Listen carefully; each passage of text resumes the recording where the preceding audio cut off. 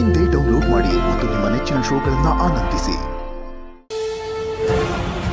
ಈ ದಿನ ಬಲಿ ಪ್ರಕ್ರಿಯೆಗೆ ಸಕಾಲ. ಭೂಮಿಯ ಇನ್ನೊಂದು ಭಾಗದಲ್ಲಿ ಸೂರ್ಯಗ್ರಹಣ ಶುರು. ಅಪ್ಪಣೆ ಕೊಡಿಯಮ್ಮ. ಇಂದು ರಾತ್ರಿ 8:00 ಮೊದಲು ಮಗು ಹಿತ ರಕ್ತ ತರಬೇಕು. ಬಲಿ ವಿಧಿ ಶುರು ಮಾಡೋದಕ್ಕೆ ಮಗು ರಕ್ತ ಅಗತ್ಯ. ರಕ್ತ ತಾನೆ, ಖಂಡಿತವಾಗ್ಲೂ ತಂದು ಕೊಡ್ತೀನಿ ಅಮ್ಮ. ಇಂದು ನೀ ವಿಫಲ ಆದ್ರೆ ಇನ್ನು 1 ತಿಂಗಳು ನಾವೇನು ಮಾಡೋದಕ್ಕೂ ಆಗೋದಿಲ್ಲ. ಇಲ್ಲಮ್ಮ, ವಿಫಲ ಆಗೋ ಮಾತೇ ಇಲ್ಲ. ಖಂಡಿತ ನಾನು ತಂದು ಕೊಡ್ತೀನಿ.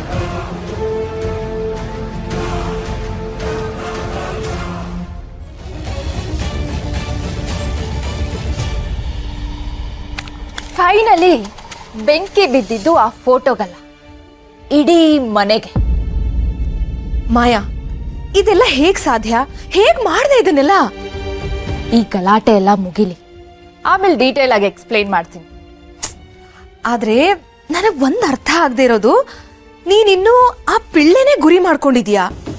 ಅವಳಿಗೆ ಬೆಂಕಿ ಕಂಡ್ರೆ ಆಗಲ್ಲ, ಭಯ ಅಂತ ತಾನೇ ನೀನ್ ಇದನ್ ಮಾಡಿದ್ದು. ಇದರಿಂದ ನಿನಗೆ ಏನ್ ಯೂಸ್ ಮಾಯಾ? ಅದಕ್ಕೆ ಹೇಳೋದು, ನಿಮ್ ತಲೆಯಲ್ಲಿ ಬುದ್ಧಿ ಇಲ್ಲ ಅಂತ. ಇದರಿಂದ ನಮ್ಮೆಲ್ರಿಗೂ ತುಂಬಾನೇ ಬೆನಿಫಿಟ್ ಇದೆ. ಅದೆಲ್ಲ ಬಿಟ್ಟಾಕಿ ನಾನು ಹೇಳೋ ಕೆಲಸನ ಮೊದಲು ಮಾಡಿ. ಏನ್ ಮಾಡ್ಬೇಕು?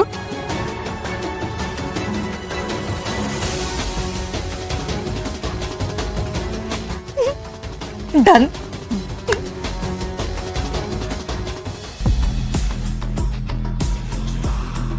ನಿಮ್ಮ ಮನೇಲಿ ಬರೀ ಇದೇ ಆಯ್ತು. ಯಾವಾಗ ನೋಡಿದ್ರು ಸುಮ್ಮನೆ ಚಿಕ್ಕ ಚಿಕ್ಕ ವಿಷಯಕ್ಕೆಲ್ಲ ಜಗಳ ಆಡೋದು, ವಾದ ಮಾಡೋದು. ಇವರಿಗೆ ಮಾಡಕ್ ಬೇರೆ ಕೆಲಸ ಇಲ್ಲ ಅನ್ಸುತ್ತೆ. ಈ ಅಮ್ಮನೂ ಅಷ್ಟೇ, ಒಂದು ಸಣ್ಣ ವಿಷಯನೂ ಬಿಡಲ್ಲ. ಎಲ್ಲದನ್ನು ಡ್ರ್ಯಾಗ್ ಮಾಡಿದ್ದು. ಥೂ, ಡ್ಯಾಮೇಜ್. ವಾಟ್ ಎವರ್, ಇದೆಲ್ಲ ನಂಗೆ ಬೇಕಾಗಿದ್ದಲ್ಲ. ಇವ್ರು ಏನಾದರೂ ಮಾಡ್ಕೊಳ್ಳಿ. ನಾನೀಗ ತಲೆ ಕೆಡಿಸ್ಕೋಬೇಕಾಗಿರೋದು ನನ್ನ ಮತ್ತೆ ಶಾನ್ವಿ ಬಗ್ಗೆ. ಹೇಗೋ ಅವಳನ್ನು ಒಪ್ಸಾಗಿದೆ, ಆದರೆ ಈಗ ಮನೆಯವರಿಗೆಲ್ಲ ಒಪ್ಪಿಸ್ಲೇಬೇಕು. ಆಗ ಮಾತ್ರ ನನ್ನ ಪ್ಲ್ಯಾನ್ ವರ್ಕೌಟ್ ಆಗುತ್ತೆ. ಮನೆಯವ್ರ ಹತ್ರ ಮಾತಾಡೋದಕ್ಕೆ ಅವಳನ್ನು ಹೇಗೆ ಒಪ್ಪಿಸ್ಲಿ?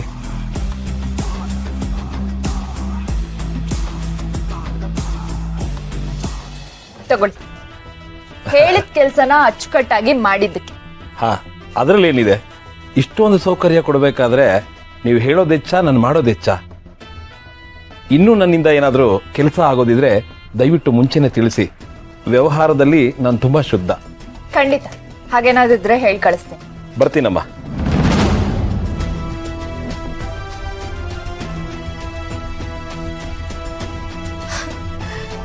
ನಿಜವಾಗ್ಲೂ ಚಾಲಾಕಿ ಮಾಯಾ ನೀನು. ಅಲ್ಲ, ಎಷ್ಟು ಸುಲಭವಾಗಿ ಮತ್ತೆ ತಂದೆ ಮಗಳನ್ನ ಬೇರೆ ಮಾಡ್ಬಿಟ್ಟಿಯಲ್ಲ. ಅಬ್ಬಾ, ಮೆಚ್ಚಬೇಕು ನಿನ್ ಪ್ಲಾನ್ನ. ಆದ್ರೆ ನನಗೊಂದು ವಿಷಯ ಅರ್ಥ ಆಗ್ಲಿಲ್ಲ. ಇದನ್ನೆಲ್ಲ ಹೇಗ್ ಮಾಡ್ದೆ? ಇದೆಲ್ಲ ಈ ಮಾಯಂಗ್ ಒಂದ್ ವಿಷಯನಾ? ಅದು ಅದ್ರಲ್ಲಿ ಬೇರೆ ಮಾತೇ ಇಲ್ಲ ಬಿಡು. ಆದ್ರೂ ಇದನ್ನೆಲ್ಲ ಹೇಗ್ ಮಾಡ್ದೆ ಹೇಳೋ? ಸಿಂಪಲ್. ಅಂಬಿಕನ್ ಫೋಟೋ ಇತ್ತಲ್ಲ, ಅದ್ರ ಹಿಂದೆ ಒಂದ್ ಬಾಕ್ಸ್ ನ ಫಿಕ್ಸ್ ಮಾಡಿದ್ದೆ. ಬಾಕ್ಸು ಅಂದ್ರೆ? ಇಲ್ಲಿಂದ ರಿಮೋಟ್ ಪ್ರೆಸ್ ಮಾಡಿದ್ರೆ ಬೂಮ್. ಬೂಮಾ? ಅಷ್ಟೇ ಸಿಂಪಲ್. ಅಲ್ಲಿ ಫೋಟೋಗ್ ಬಿದ್ದಿದ್ ಬೆಂಕಿ ಶರತ್ ಹಿತ ನಡುವೆ ಹತ್ಕೊಂಡು ಉರಿತು. ಇಲ್ಲಿ ದುರ್ಗಾಗೆ ಕೊಬ್ಬು ಇಳಿತು. ತಾನೇ ಹಿತನ್ ತಾಯಿ, ಮನೆ ಸೊಸೆ ಅಂತ ಅವಳು ಕೊಡ್ತಿದ್ದ ಬಿಲ್ಡಪ್ ನನ್ ಕೈಯಲ್ಲಿ ತಡ್ಕೊಳಕ್ ಆಗ್ತಾ ಇರ್ಲಿಲ್ಲ. ಈ ಮಾಯಾ ಅಂದ್ರೆ ಸುಮ್ನೆ ಅನ್ಕೊಂಡಿದ್ದಾಳ ಅವಳು? ಈ ಮಾಯಾ ಅಷ್ಟೊಂದು ಈಸಿ ಅಲ್ಲ. ಇವಳು ಯಾರನ್ನು ಬಿಡಲ್ಲ.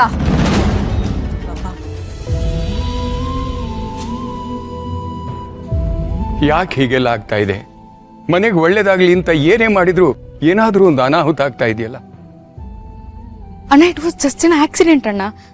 ನೀನ್ ಬೇಜಾರ್ ಮಾಡ್ಕೊಂಬೇಡ ಪ್ಲೀಸ್. ಇಲ್ಲ ಶಾನ್ವಿ, ನನಗೆ ಹಾಗನ್ನಿಸ್ತಾ ಇಲ್ಲ. ಯಾವತ್ತೂ ಮಾಡದೇ ಇರೋ ಪೂಜೆನ ಇವತ್ತು ಮಾಡ್ತಾ ಇದ್ದೀವಿ. ಇವತ್ತೇ ಹೀಗಾಗ್ತಾ ಇದೆ. ಮೊನ್ನೆ ನೋಡಿದ್ರೆ ಮನೆ ತುಂಬಾ ಗ್ಲಾಸ್ ಪೀಸ್ಗಳು ಬಿದ್ದಿದ್ದು. ಸುಮ್ಮನೆ ನೀವೇನೇನೋ ಯೋಚನೆ ಮಾಡ್ತಾ ಇದ್ದೀರಾ.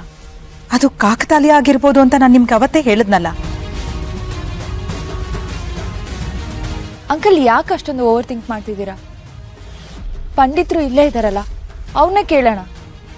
ಹೌದಲ್ವಾ? ನನಗೆ ಹೊಳಿಲೇ ಇಲ್ಲ. ಪಂಡಿತ್ರೆ, ಇದೇನು ಕಾಕತಾಳೀಯನೋ ಅಥವಾ? ಒಂದು ನಿಮಿಷ.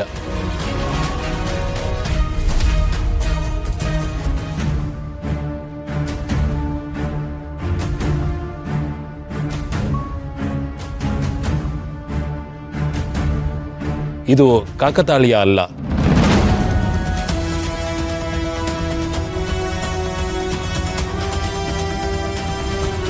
ಅಂಬಿಕಾ ಅಮ್ಮವ್ರ ಫೋಟೋಗೆ ದೀಪ ಹಚ್ಚಬೇಕಾದ್ರೆ ಹೀಗೆ ಆಗಿದೆ ಅಂದ್ರೆ ಅವ್ರಿಗೇನು ಅಸಮಾಧಾನ ಇದೆ ಅಂತ.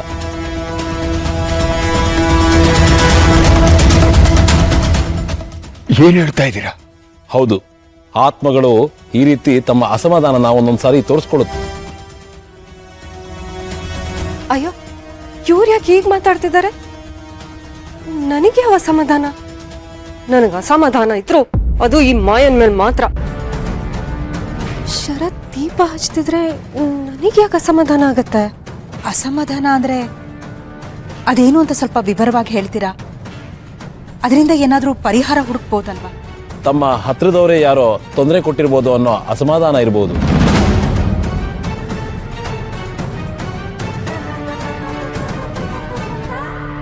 ಹತ್ತಿರದವ್ರೇನ?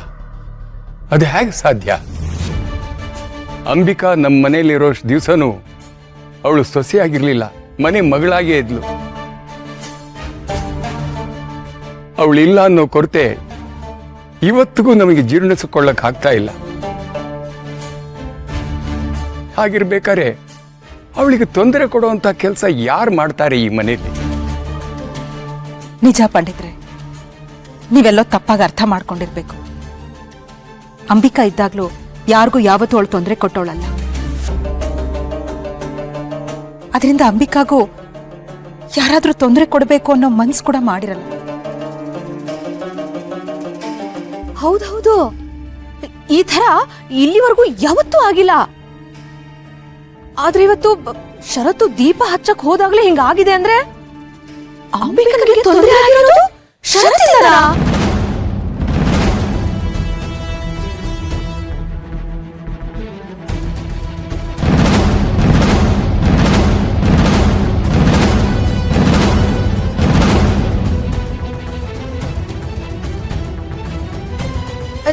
ಅದು ನಾನು ಹೇಳಿದ ದಮಯಂತಿ, ನಿಂಗೆಲ್ಲಿ ಏನು ಮಾತಾಡ್ಬೇಕು ಅಂತ ಗೊತ್ತಾಗಲ್ವಾ?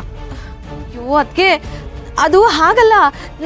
ವಯಸ್ಸು ದೇಹಕ್ಕಾದ್ರೆ ಸಾಲದು, ಬುದ್ಧಿಗೂ ಸ್ವಲ್ಪ ಪ್ರಬುದ್ಧತೆ ಇರಬೇಕು. ಯಾರ ಮುಂದೆ ಏನ್ ಮಾತಾಡ್ಬೇಕು ಅಂತ ನಿನಗೆ ಪರಿಜ್ಞಾನ ಇಲ್ವಾ? ಅಯ್ಯೋ ಅಣ್ಣ, ನಾನು ಹೇಳಿದ್ದು ಹಾಗಲ್ಲ. ಸಾಕು ದಮಯಂತಿ, ಸುಮ್ಮನೆ ಏನೇನೋ ಮಾತಾಡಿ ಎಲ್ರಿಗೂ ಬೇಜಾರು ಮಾಡಬೇಡ ನೀನು.